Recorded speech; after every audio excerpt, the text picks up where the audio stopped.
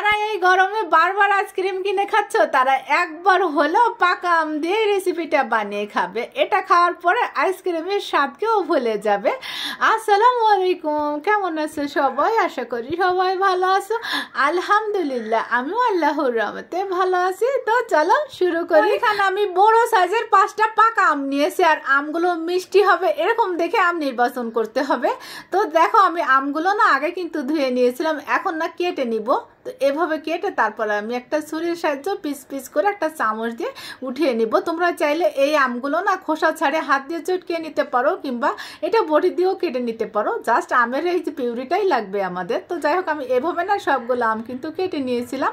তো এই যে দেখো একটা আম কিন্তু বেশি ছিল, আমার মনে হলো ওটা বেশি হয়ে যাবে, তো আমি এখানে 4টা আম কিন্তু কেটে নিয়েছি। ব্লেন্ডারে দিয়ে আমি এই যে ব্লেন্ড করে নিয়েছি। আমাদের জাস্ট ওই আমের পিউরিটাই লাগবে। আর এই যে চুলে আমি প্যান বসিয়ে দিয়েছি এখানে সামান্য পরিমাণে পানি। আর এই দুধটা না আমি আগে জাল করে রেখেছিলাম, আর যেহেতু গরম পড়তেছে অনেক, এই জন্য আমি একটু পানি দিয়ে নিয়েছি। পানি দেওয়ার পরে এরকম দুধটা দিয়ে জাল করলে কিন্তু আর ফেটে যাওয়ার ভয় থাকে না। মানে 1 লিটার দুধ ছিল, 1 কাপ দিয়েছি এখানে আমি চিনি, আর 2 টেবিল চামচের মতো দিয়েছি আমি এখানে গুঁড়া দুধ। দুধটা আমি আগে ঘন করে নিয়েছি, তারপরে একটু গুঁড়া দুধ দিয়েছি স্বাদটা বাড়ানোর জন্য। আর এখানে আমি 1 মুঠ আতপ চাল ভিজিয়ে রেখেছিলাম সুন্দর করে ধুয়ে। এখন আমি ব্লেন্ড করে নেব। একটু দানা দানা থাকবে, একদম মিহি ব্লেন্ড করা যাবে না। তো এটাকে আমি এখন দুধের সাথে দিয়ে দিব। দিয়ে তারপরে কিন্তু অনবরত নাড়তে থাকবো যতক্ষণ পর্যন্ত রাইসটা না সিদ্ধ হয়ে ঘন হয়ে আসে, ততক্ষণ পর্যন্ত কিন্তু আমি অনবরত এভাবে নাড়তে থাকবো, নাহলে কিন্তু তলায় লেগে যাওয়ার চান্স থাকে।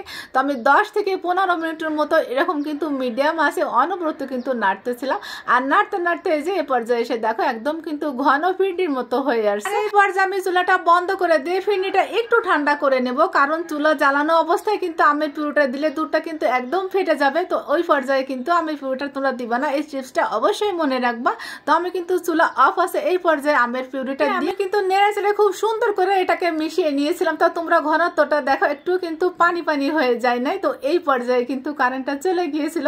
তো আমি তোমাদের ফুল রেসিপিটা দেখাবো বলে আমি কিন্তু এই ফিরনিটা কোনো পাত্রে আর ঢেলি নাই। তো আধা ঘন্টা পরে কারেন্ট আসছে, তখন আমি নাড়াচাড়া করার পরে দেখি যে এরকম দুধটা না পানি পানি হয়ে গেছে। দুধটা কিন্তু ফেটে যায় নাই, কিন্তু পানি পানি হয়ে গেছে। ওই যে ঠান্ডা হয়ে যাওয়ার পরে আমি না সুন্দর করে নেড়ে চেড়ে দিয়েছিলাম, একটু বাদাম কুচি দিয়েছিলাম, ওখানে একটু লবণ দিয়েছিলাম, যার জন্য কিন্তু এরকম হয়ে গিয়েছিল। আর আমার মনটা না পরে খারাপ হয়ে গিয়েছিল। আমের ফিরনি কিন্তু আমি আগেও বানিয়ে খেয়েছি, এরকম কিন্তু হয় না, একদম কিন্তু ঘন দধির মতো হয়ে যায়। তখন কিন্তু ফিরনি কিংবা পায়েস খেতে কিন্তু মজা লাগে।